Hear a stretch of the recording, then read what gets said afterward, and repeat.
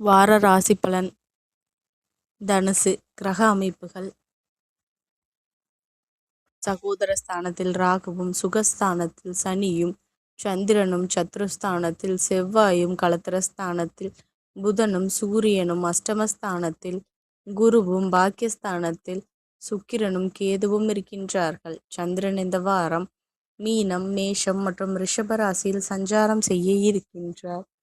பலன்கள். மனதில் புதுவித சிந்தனைகளும் ஆசைகளும் தோன்றும். வழக்கு தொடர்பான விஷயங்களில் சாதகமான முடிவுகள் ஏற்படும். தொழில் நிமித்தமாக பயணங்கள் கைகூடும்.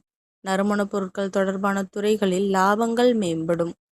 சிற்றின்ப செயல்பாடுகளில் சேமிப்புகள் குறையும். புதுவிதமான பயிற்சிகளில் கலந்து கொள்வீர்கள். இலக்கியம் சார்ந்த பணிகளில் ஈடுபாடுகள் அதிகரிக்கும்.